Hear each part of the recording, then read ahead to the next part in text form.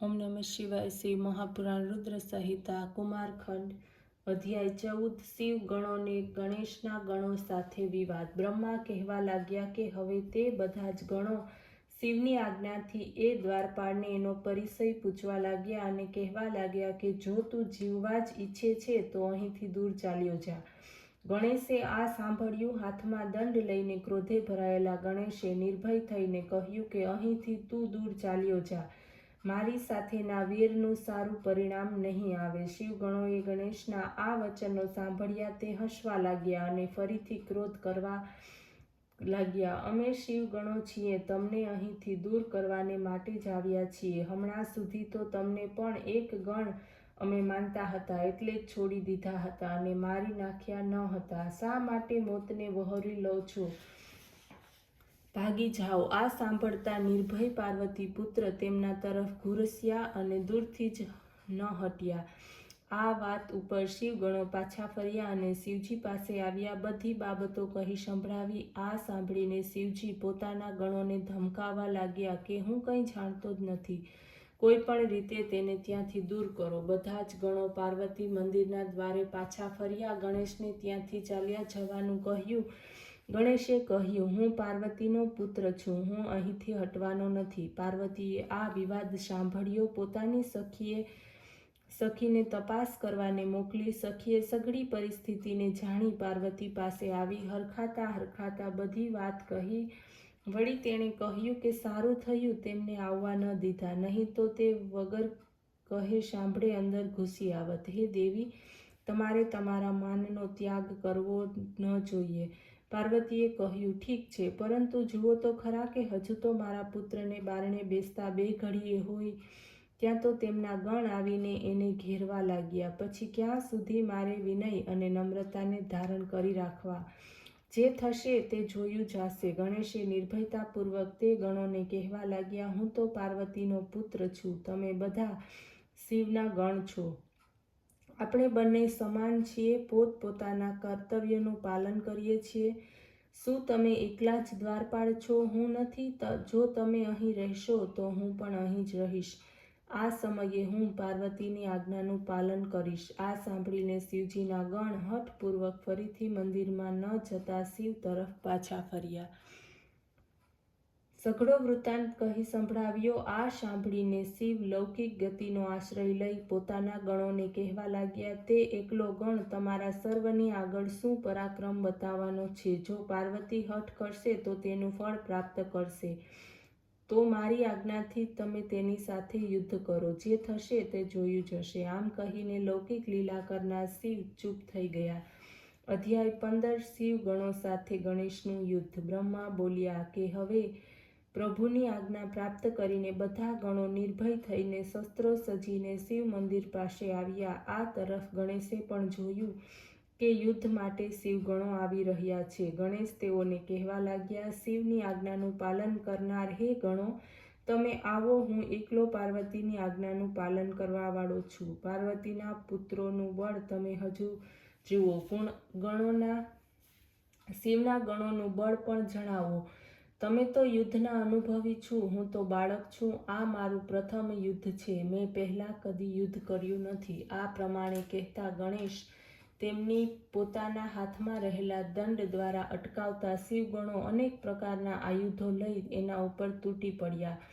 એક ગણેશ શિવજીના ગણોની સાથે યુદ્ધ કરવા લાગ્યા, પરંતુ શિવનો કોઈ પણ ગણ તેમને યુદ્ધમાં પરાસ્ત ન કરી શક્યો। એકલા હાથે સર્વને મારી ભગાડ્યા મૂક્યા।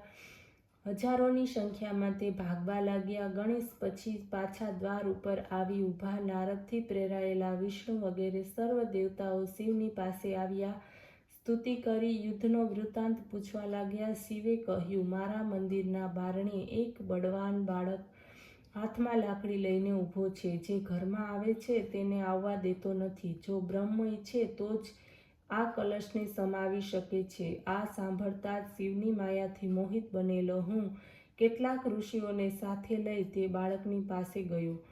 મને આવતો જોઈને બાળક ગણેશ ક્રોધવશ દોડીને મારી દાઢી મૂછ ખેંચવા લાગ્યો। ત્યારે મેં કહ્યું કે હે દેવ, ક્ષમા કરો, હું યુદ્ધને માટે આવ્યો નથી, હું બ્રહ્મ છું, કૃપા કરો।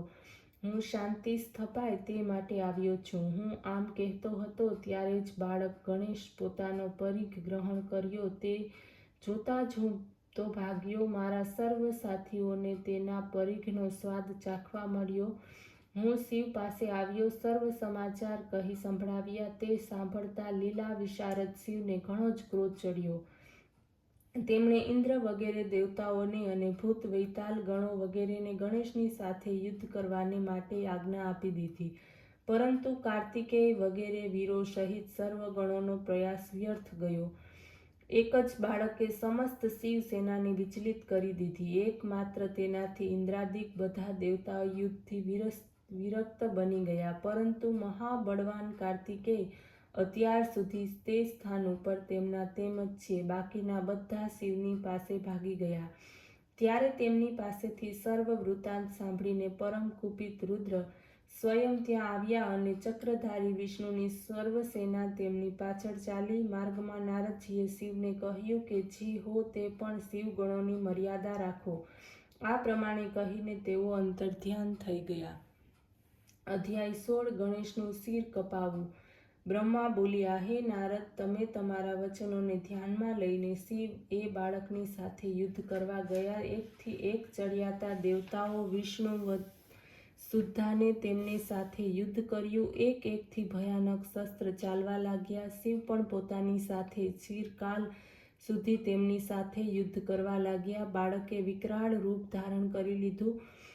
શિવજી આશ્ચર્ય વ્યક્ત કરવા લાગ્યા. વિષ્ણુએ પણ કહ્યું કે હું આને મોહિત કરીને પરાસ્ત કરીશ, કારણ કે આ તમોગુણી બાળક ઘણો દુર્જય છે. શિવની માયાને લીધે વિષ્ણુ પણ મોહિત થઈ ગયા. ગણેશે તેમના ઉપર પરીઘનો પ્રહાર કર્યો.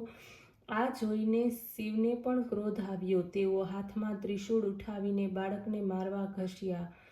શિવે ધસમસતા આવતા જોઈ ગણેશે પોતાની માયાનું ધ્યાન કર્યું અને પોતાની શક્તિથી મહાદેવજીના હાથ ઉપર પ્રહાર કર્યો. તે સમયે મહાવીર ગણેશની શક્તિ શિવજી પર પણ અધિક હતી. તે શક્તિના પ્રહારને કારણે પરમાત્મા શિવના હાથમાંથી તેમનું ધનુષ્ય નીચે પડ્યું. ધનુષ્યને નીચે પડતા જોઈ શિવ પિનાક ગ્રહણ કર્યું. પરંતુ ગણેશ્વર એક પરીઘ મારીને પિનાકને પણ પૃથ્વી ઉપર પાડી દીધું. પછી હાથમાં શૂલ લઈને ગણેશે શિવના ઉપર પ્રહાર કર્યો.